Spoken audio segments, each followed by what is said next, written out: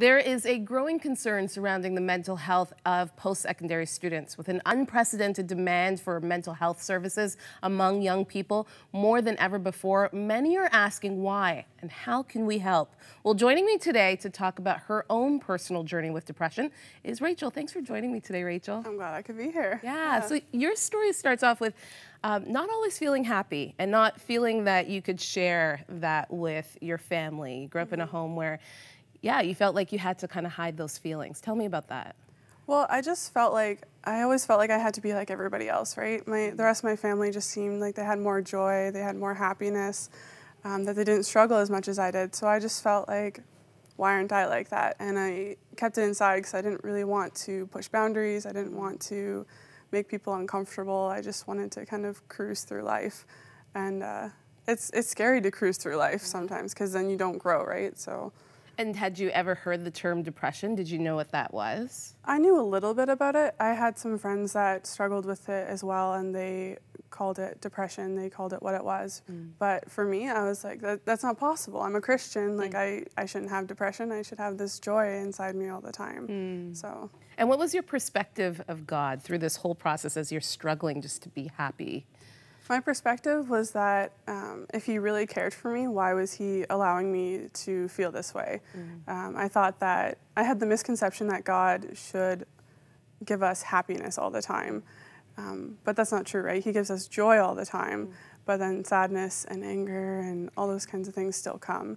But I didn't realize that at a young age. I thought that happiness was associated with joy and that God had something against me because I wasn't happy all the time, right?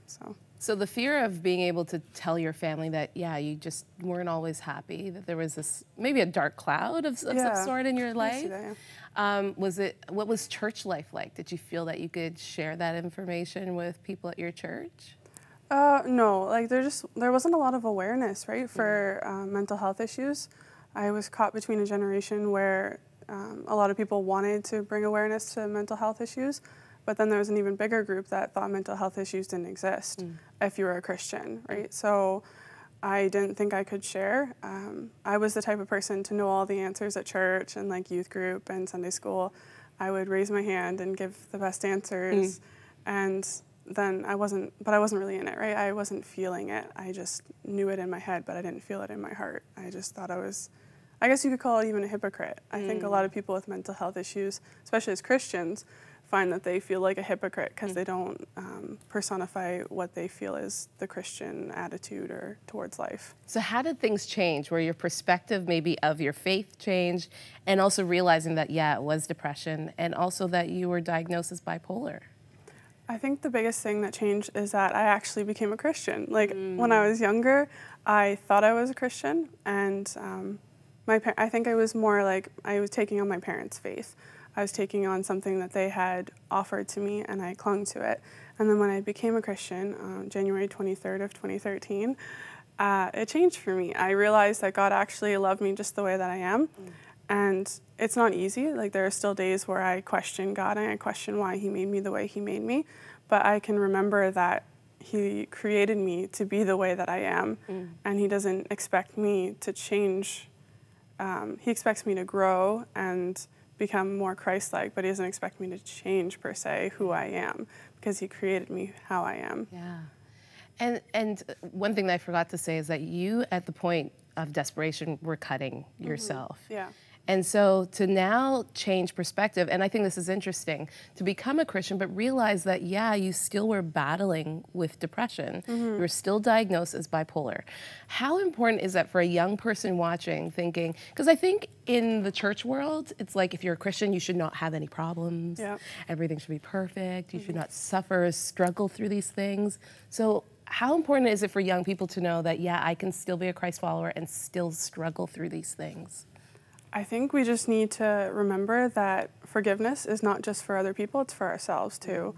I have a tattoo right here that says forgiveness, and it's just a reminder to myself that, yeah, there's people in my life that I've needed to forgive, but mostly I need to forgive myself when I mess up and when I don't think the way that I should, especially when it comes to the bipolar. I do things that I know are contrary to like what a Christian lifestyle looks like. And I just have to remember that nobody's perfect, right? Each person struggles in their own unique way, and we need to remember that God offers us grace. He doesn't just, as a Christian, he doesn't just say, you need to go out and tell other people about the gospel. You do need to do that, but you also need to remember the gospel's for you too. Yeah.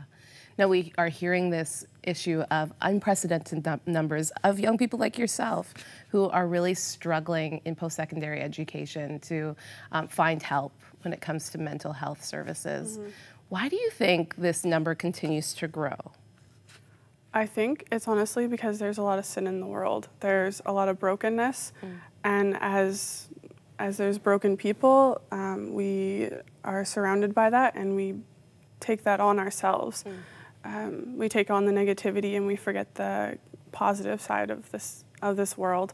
And I think it's just like, it's also a scientific thing. Like, some people are just born with a predisposition to have depression, and that's something they can't really control, right? There's nothing they can do about that. They can't just change the situation that they're in, or the job that they're in, or the school or program. Like, it's just something that's going to follow them their whole lives. But do you feel, okay, I'm old compared to you, so let's see, the old Maggie's going to speak right now.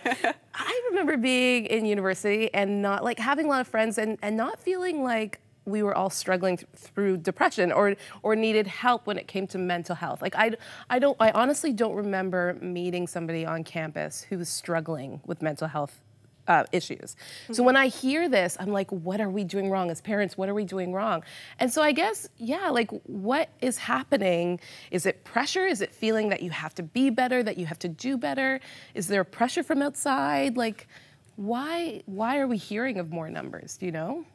I think it's always been around, and it just wasn't talked about before.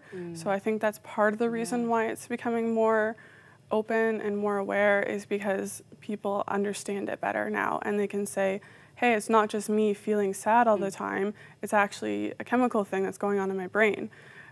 It's something, sometimes it's people are just in terrible situations too, but I think for the most part there's just more awareness, so we can speak up about it more. And as well, I think it's partially the environment that my generation is growing up in. We're growing up in, you need to be successful. You need to bring yourself up out of dark places. You need to rely on yourself because nobody else is going to do it for you. And very much independent. A lot of people say, like, I don't need God, for example, because I'm a strong person on my own. And that's where mental health struggles come in, when they don't want to rely on other people. They don't have to turn to a religion, but, like, if they don't rely on other people, if they don't admit that they have their own faults, then it starts to wear down on them, right? It starts to break them down, and there's nothing you can do about that. We were created for relationships, right? And in this generation of, it's me, it's all about me, it's my life, it's my choices, my decisions, we forget that there's other people out there too that are willing to help us. That's a good word. Thank you so much, Rachel, for sharing your story today. I'm glad I could do it. I'm very passionate about this. And I hope what Rachel shared resonates with you today. And maybe you're a parent watching and you have a young person in your home that has struggled with mental health issues, maybe is currently struggling with it. Maybe you're a young person watching and you're hearing Rachel's story and you're like, yeah, that's exactly where I am. I love what Rachel said, is knowing God. That's what changes it. It's relationship. It's connecting with people who know that there is something greater and bigger than us, and that is God. And if you don't know him as your Lord and Savior, if you don't know him personally in your life, and you can look to him and depend on him, and that doesn't mean that all of your problems go away, but that means that you get to walk with somebody through the journey. The phone number is at the bottom of your screen, 1-866-273-4444. We have amazing prayer partners that would love to pray with you today. Stay with us. We'll be right back.